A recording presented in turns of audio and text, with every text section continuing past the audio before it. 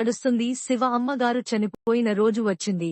ఆ ముందు రోజే అందరూ స్టార్ట్ అయ్యి ఈస్ట్ గోదావరి చేరుకున్నారు. అక్కడ ఒక రిసార్ట్ లో స్టే చేసి ఉదయం అవుతుండగానే గోదావరి తీరానికి చేరుకున్నారు. చుట్టూ పచ్చని పొలాలు, నిర్మలంగా పారుతున్న గోదావరి తీరం, పల్లెటూరు వాతావరణం అద్భుతంగా కనిపిస్తుంది. ఉదయపు సూర్య కిరణాలు మీద పడుతుండడంతోనే పూజ ప్రారంభించారు. దర్పణాలు ఇచ్చారు. పూజ అయ్యాక అయ్యవార్లకి గట్టిగా సంభావన ఇచ్చాక అందరూ తిరిగి రిసార్ట్ కి స్టార్ట్ అయితే శివ మాత్రం ఆ నదీ తీరానే కూర్చుని ఉండిపోయాడు.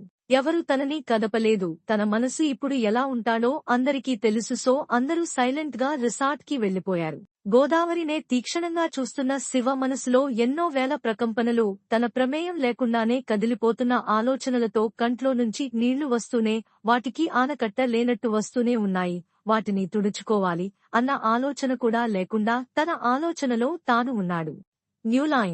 న్యూలైన్ కొంచెం సేపటికి ఆకాశం అంత మబ్బులు అల్లుకుని సన్నని జల్లు మొదలైంది. వర్షం స్టార్ట్ అవడంతో అక్కడ్నుంచి లేచి తన కార్లో బయలుదేరాడు. తనకి రిసార్ట్ కి వెళ్లాలని లేదు. గమ్యం తెలియని ప్రయాణంలో అలా ఒక వంతెన మీద శివాలయం కనిపిస్తే అక్కడికి వెళ్లి దర్శనం చేసుకుని ఆలయ ప్రాంగణంలో కూర్చున్నాడు. ఎందుకో కొంచెం సేపటికి ఆ గుడికి ఒక అమ్మాయి వాళ్ళ అమ్మగారితో కలిసి ఆ గుడిలోకి వచ్చింది. కాళ్లు కడుక్కుని కాలభైరవుడు, నవగ్రహాల దర్శనం అయ్యాక మళ్లీ కాళ్లు కడుక్కుని ప్రదక్షిణాలు చేయడం మొదలుపెట్టింది. వచ్చిన దగ్గర్నుంచి తనని గమనిస్తున్న శివకి తన ప్రమేయం లేకుండానే తన చూపు, మనసు రెండూ ఆమె వైపు వెళ్తున్నాయి. పెద్ద పెద్ద కళ్ళు, లైట్ గులాబీ రంగు పెదవులు, నడుము దాటిన పొడుగు జడవాలుగా అల్లి ఫ్లవర్ పెట్టుకుంది. ప్రదక్షిణాలు చేస్తున్న తన పెదాలు లైట్ గా కదులుతున్నాయి. మంత్రోచ్చారణ చేస్తుంది అన్నదానికి సంకేతంగా. ప్రదక్షిణాలు చేశాక దర్శనం చేసుకుంటుంటే పూజార్లు వాళ్ళని పలకరిస్తూ ఉన్నారు. బహుశా రోజు అక్కడికి వస్తారేమో.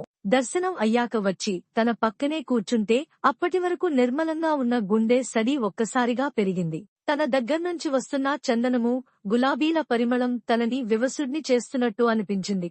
తన మనసులో ఏదో అనుకుని ఎదురుగా ఉన్న శివ పార్వతుల్ని చూసిన శివకి వాళ్ళు తన ఆలోచన జరుగుద్ది అన్నట్టుగా చిరుమందహాసం చేస్తున్నట్టు అనిపించింది. కొంచెం సేపటికి తాను అప్పటివరకు తింటూ ఉన్న ప్రసాదాన్ని